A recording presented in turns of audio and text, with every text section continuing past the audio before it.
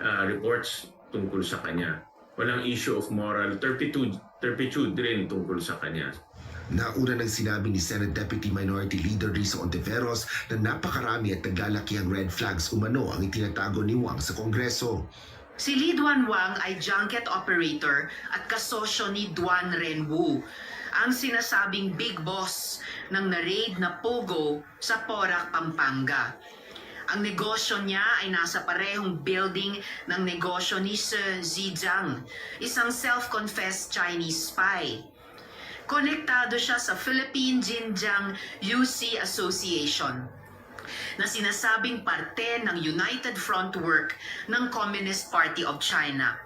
At sa mga opisyal na dokumento sa SEC, nagsinungaling siya at nagpresenta bilang Pilipinong si Mark Coong. Tutol naman dito si Attorney Christian Monsod, isa sa mga framer o humubog sa 1987 Constitution ng Pilipinas. Paliwanag ni Monsod, hindi dapat payagan ang pagbibigay ng citizenship kay Li Duanwang. Ito ay dahil isa siyang undesirable alien o hindi kanais-nais na aplikante para rito. Asher Kadapan Jr., UNTV News and Rescue. Diyos ang aming sandigan, serbisyo publiko ang aming pinahalagahan. Kinumpirma ng National Security Council na marami pang dayuhan ang sangkot sa pang-espiya sa Pilipinas batay sa ebidensyang nakuha ng NSC mula sa mga nahuli. Pinabulaanan din ito ang pahayag ng China na pawang akusasyon lamang ang mga ito at tiniyak na may matibay na kaso laban sa mga sangkot.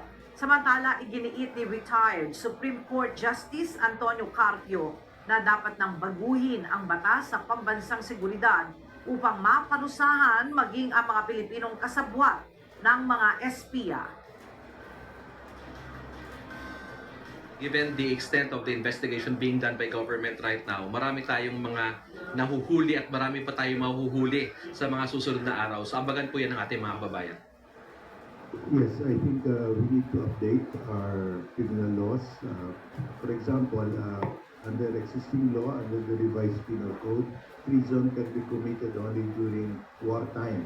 So, Filipino who does this have the Chinese gathered information vital for our national security cannot be prosecuted for treason.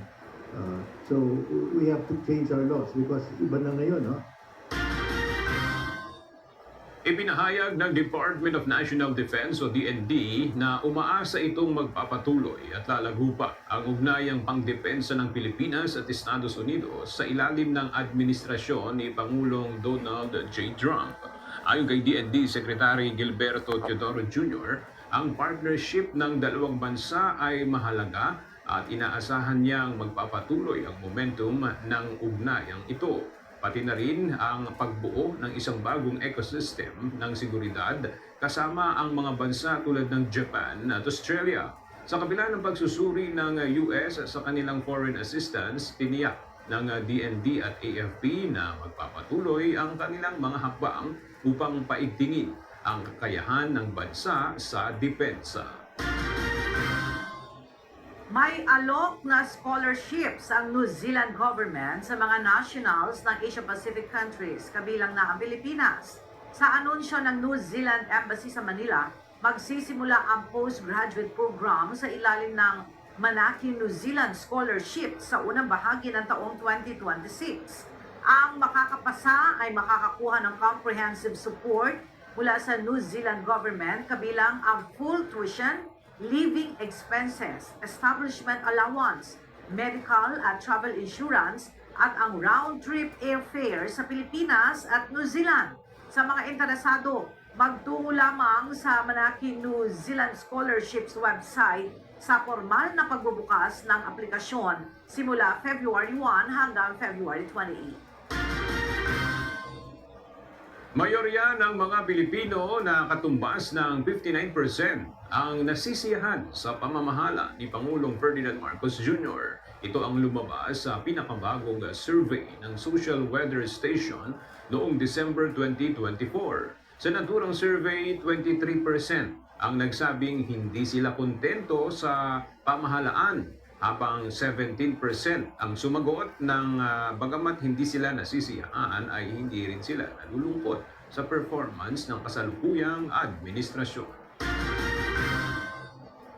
Napapanahon na para sa Philippine National Police na magkaroon ng reorganization sa kanilang hanay.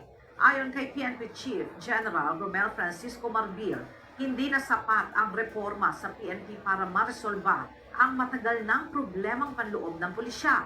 Paliwanag niya, bagaman naging tagumpay naman ang kanilang mga nakalimpas na internal disciplinary mechanisms, kailangan pa rin anya ng pagbabago.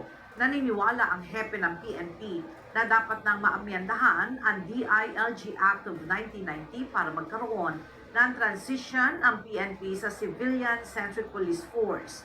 Sa pamamagitan anya ng flatter structure, mas mapapalakas ang local accountability at mas titibay ang relasyon ng pulis sa mga komunidad. Mapapawasan din umano nito ang bureaucratic delays sa pagtugon ng PNP dahil mas mabilis silang makakakilos. Suportado ng mga transport group ang pagsusulong na itaas ang benepisyo sa ilalim ng Comprehensive Third Party Liability Insurance o CTPL.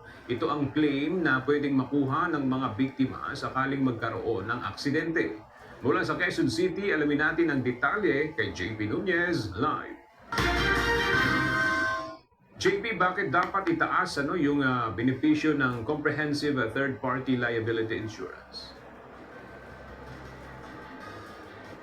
Aga doon sa halimbawa ng Land Transportation Office o LTO, yung trahedya noong December 5 kung saan yung truck nga na nawala ng preno sa Katipunan Avenue at inararo yung mga sasakyan at motorsiklo kung saan 4 ang nasawi at hindi bababa sa 20 ang mga sugatan, 200,000 pesos lang yung kanilang nakuha sa insurance mula dito nga sa may Comprehensive Third Party Liability Insurance.